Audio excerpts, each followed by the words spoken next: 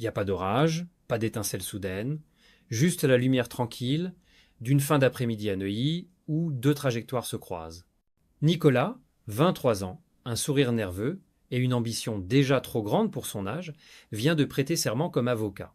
Il parle vite, regarde droit dans les yeux, comme s'il fallait toujours convaincre, séduire, conquérir.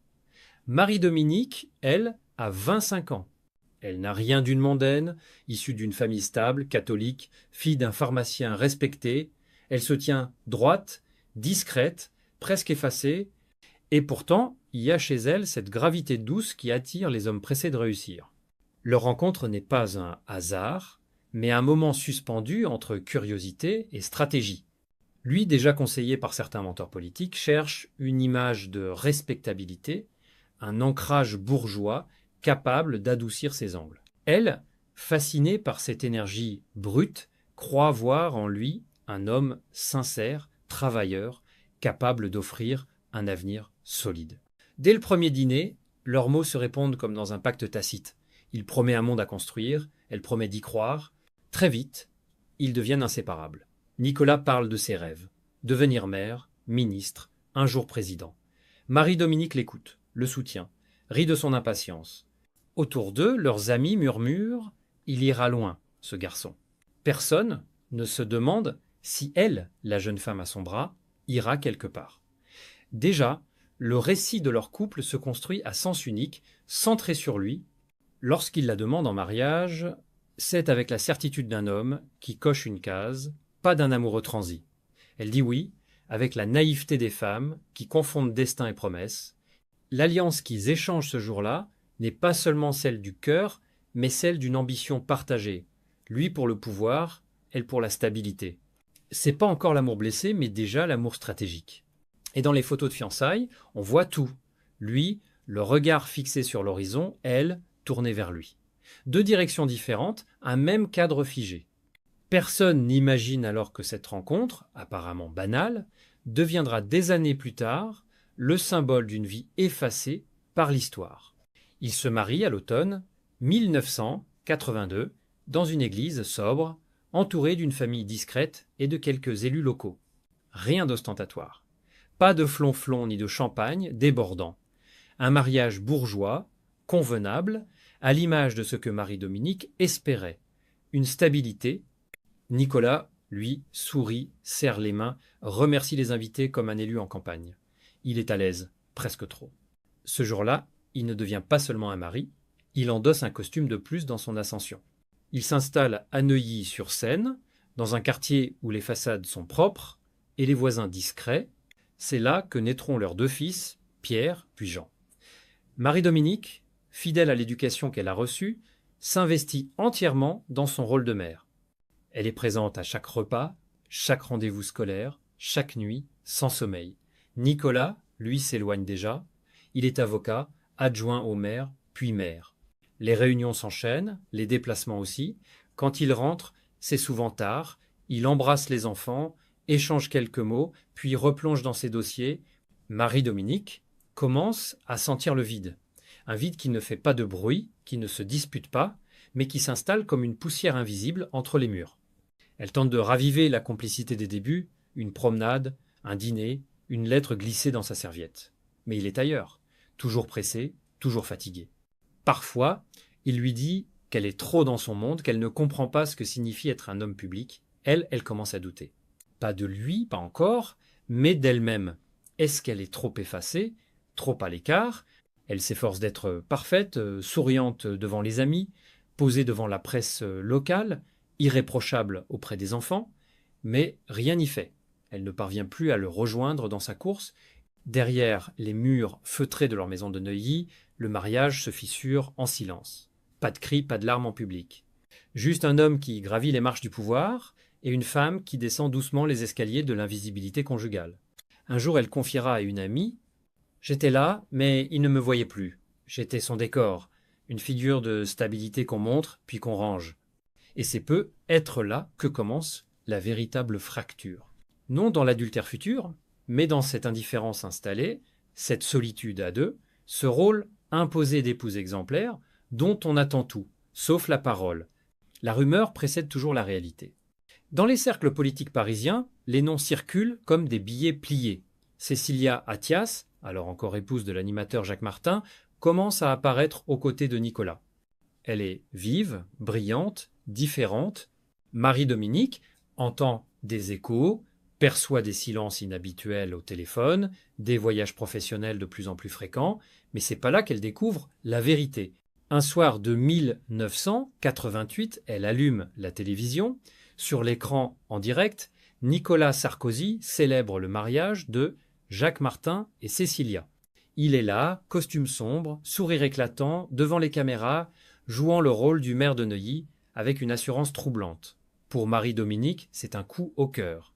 Elle connaît déjà ce regard, cette posture, c'est pas du théâtre, c'est une déclaration muette. À ses yeux, il ne s'agit pas d'un service rendu à un ami, mais d'un moment d'humiliation publique glaciale. C'est à cet instant que la fracture devient irréversible. Ce n'est plus une intuition, mais une certitude, elle a été remplacée bien avant d'avoir été quittée. Dans les jours qui suivent, elle tente d'en parler, il évite, il se ferme, il nie sans convaincre, puis il s'énerve. L'argument favori revient comme un refrain. Tu imagines des choses, tu exagères, tu veux me freiner. Elle comprend qu'il ne s'agit pas d'un simple adultère, il s'agit d'un changement de scénario. Elle n'est plus dans le cadre. À la maison, les gestes sont devenus mécaniques. Les mots sont rares. Les enfants ressentent la tension, même si elle s'efforce de tout cacher. Un dimanche, en le voyant partir précipitamment pour un déplacement imprévu, elle murmure presque pour elle-même « Il n'est plus à nous, il est à l'image ». Car tout se joue désormais devant les caméras. Nicolas n'est plus simplement avocat ou maire. Il devient une figure montante de la droite française, protégé de Chirac, bientôt ministre, et pour cela, il lui faut une compagne à sa mesure médiatique. Une femme brillante, visible, incarnant une modernité séduisante. Marie-Dominique n'entre pas dans ce récit, mais ce qui blesse le plus, c'est pas d'être quittée, c'est d'être effacée. Pas un mot à la presse, pas une déclaration officielle. Juste un homme qui, lentement, reconstruit sa vie ailleurs, sans jamais clore celle d'avant. Elle reste là, figée entre deux époques. Épouse légitime en apparence, épouse inutile dans les faits. Et le soir, devant la télévision, elle regarde son mari serrer d'autres mains, sourire à d'autres femmes, tandis qu'elle, seule dans le salon, se demande à quel moment il a cessé de la voir. Après la séparation officieuse, qui précède de presque 10 ans, le divorce légal prononcé en 1996, Marie-Dominique Cuglioli entre dans une nouvelle ère de sa vie, celle de l'oubli programmé. Elle n'est pas seulement quittée, elle est doucement, méthodiquement effacée. D'abord des discours, puis des images, des mémoires collectives. Nicolas Sarkozy, désormais ministre, multiplie les apparitions publiques. À ses côtés, ce n'est plus elle que l'on voit, mais Cécilia, la nouvelle compagne, puis plus tard Carla. Dans les biographies non officielles, dans les documentaires politiques, son nom disparaît ou n'est évoqué que comme une note de bas de page. Les journalistes reçoivent des fiches, des consignes implicites. Inutile d'évoquer la première épouse. Elle appartient à un passé inutile, à une époque d'avant la lumière. À la télévision, dans les archives, même les rares photos du mariage de 1982 semblent introuvables. Elle commence à se demander si elle a vraiment existé dans l'histoire de cet homme. Ce n'est pas de la paranoïa, mais une stratégie bien huilée de storytelling politique. Nicolas Sarkozy se reconstruit une image, celle d'un homme neuf, énergique, moderne, affranchi du poids des traditions. Marie-Dominique, avec sa discrétion, son ancrage provincial, sa pudeur, ne colle plus. Elle est la femme d'hier dans une communication calibrée pour demain. Dans son quotidien, l'effacement devient physique. Elle reçoit moins d'invitations. Ses amis communs disparaissent progressivement, gênés, silencieux. On ne la salue plus dans les dîners où elle croisait autrefois le gratin politique. On l'évite dans les couloirs. Même ses fils, malgré leur loyauté affective, semblent entraînés dans une dynamique où il faut choisir ou du moins se taire. Un jour, elle ouvre un magazine consacré à la vie privée des présidents. Il y est longuement question de l'amour entre Nicolas et Cécilia, de leur passion, de leur rupture, de Carla. Et pas une seule ligne sur elle, la femme avec qui tout avait commencé. Elle referme la revue avec un calme glacial, c'est pas de la colère, c'est un constat, elle n'est plus un chapitre, elle est devenue une rature. Et pourtant, dans l'ombre, elle résiste. Elle garde des lettres, des documents, des souvenirs précis, pas pour se venger, mais pour ne pas disparaître tout à fait. Elle refuse d'être seulement l'ex. Elle reste la mère de ses enfants, la première pierre d'un édifice politique bâti sur leur histoire commune, même s'il lui fait tout pour l'oublier. De son côté, il grimpe encore. Président de l'UMP, ministre de l'Intérieur, futur président de la République, elle vit comme un fantôme politique, absente des récits, mais toujours là, dans les silences, dans les angles morts du pouvoir. Les années passent, et avec elles, l'intensité des blessures. Mais la cicatrice reste profonde, vivante. Longtemps, Marie-Dominique Cuglioli garde le silence. Par dignité, d'abord, par peur du scandale ensuite, et surtout pour protéger ses enfants. Elle ne veut pas être cette femme qu'on montre du doigt, qu'on plaint ou qu'on ridiculise dans les plateaux télévisés. Elle veut rester droite, digne, silencieuse. C'est ainsi qu'on l'a élevée.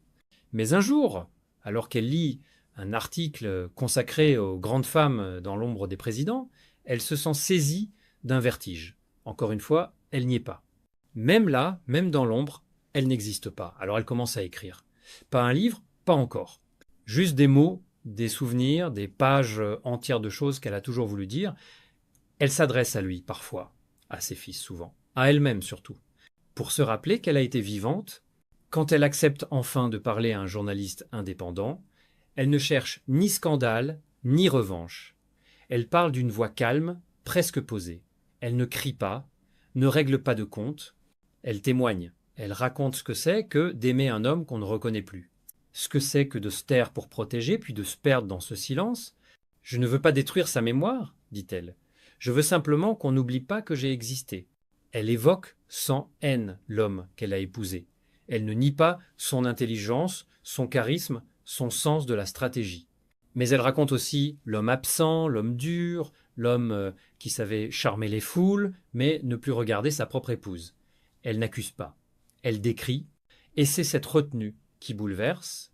Peu à peu, sa parole circule. Des femmes, nombreuses, lui écrivent. Des anonymes, des silencieuses comme elle. Elles lui disent « merci ». Merci d'avoir osé parler, enfin. Merci de leur avoir donné des mots qu'elle n'osait formuler. Son témoignage devient plus grand que sa propre histoire. Il touche à quelque chose de collectif, d'universel, l'effacement des femmes dans les récits des hommes de pouvoir. Elle accepte quelques invitations, des émissions littéraires, des débats de société, toujours avec cette même retenue. On l'écoute, on la redécouvre. Elle n'est plus l'ex-femme, elle est une voix, une mémoire, une survivante. Et lorsqu'on lui demande ce qu'elle attend de Nicolas Sarkozy aujourd'hui, elle répond simplement « Rien. Je ne parle pas pour lui. Je parle pour moi, pour celles qui n'ont pas pu parler. » Non. Ce qui aurait pu rester une simple confession personnelle prend, sans qu'elle ne l'ait cherché, une ampleur nationale. Le récit de Marie-Dominique Cuglioli résonne bien au-delà de son histoire intime. Il touche à la mémoire collective, à la manière dont les récits officiels se construisent, et à ceux qui laissent de côté. Très vite, sa parole devient matière à réflexion, objet d'analyse, sujet de débat. Des sociologues, des journalistes, des écrivaines s'emparent de son témoignage. Elles y voient le reflet d'un système où les femmes sont souvent les premières victimes du mythe masculin de l'homme providentiel.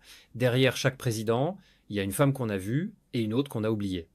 Marie-Dominique, par son calme, son humilité, son honnêteté, incarne cette deuxième figure, celle de la compagne fondatrice, sacrifiée sur l'autel de l'ambition. Elle ne revendique rien, pas de réparation, pas de procès, pas même un mot d'excuse. Ce qu'elle offre, c'est une mémoire alternative, une histoire qu'on n'a pas racontée, mais qui mérite d'exister à côté de celle qui a rempli les manuels d'histoire et les unes de magazines. Le livre qu'elle finit par publier, Ma vérité, journal d'une femme oubliée, est un choc discret, sobrement écrit, sans pathos, mais d'une sincérité désarmante. Elle y parle de ses erreurs aussi, de sa part de silence, de ses illusions. Elle ne se donne pas le beau rôle. Elle ne cherche pas à renverser l'image de Nicolas Sarkozy. Elle cherche seulement à compléter le tableau. Ce récit, justement parce qu'il ne hurle pas, touche profondément. Il ne juge pas, il interroge. Il demande « Pourquoi athées ont si facilement accepté qu'une femme comme elle disparaisse du récit national ? Pourquoi la presse, les biographes, les témoins ont-ils si peu parlé d'elle ? Et combien d'autres femmes, dans l'ombre de la République, ont vécu la même éclipse ? Dans les écoles de journalisme, on commence à enseigner le cas Culioli comme un exemple de silence médiatique. Dans les cercles politiques, on réévalue la manière dont on écrit les biographies officielles. Dans les foyers, des mères, des filles, des épouses reconnaissent dans ces mots quelque chose de leur propre histoire. Et elle, pendant ce temps, continue sa vie loin des caméras.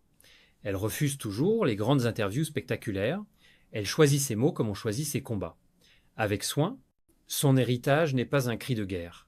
C'est une empreinte posée doucement sur le sol d'une mémoire trop longtemps masculine. Dans une émission, un jour, on lui demande si elle se sent enfin reconnue. Elle sourit. « Je ne voulais pas être célèbre. Je voulais être entendue. » Pendant des décennies, Marie-Dominique Culioli est restée silencieuse, effacée des récits officiels, alors qu'elle fut la première épouse de Nicolas Sarkozy. À travers un témoignage sobre et bouleversant, elle raconte non pas une vengeance, mais une reconquête de mémoire. C'est pas seulement une histoire d'amour déchiré, mais une allégorie puissante de l'invisibilité des femmes face aux hommes de pouvoir. En retrouvant sa voix, elle interroge une société complice de tant d'oubli et offre une vérité nuancée, humaine, nécessaire. Son récit devient un miroir tendu à l'histoire. Qui avons-nous choisi de taire et pourquoi?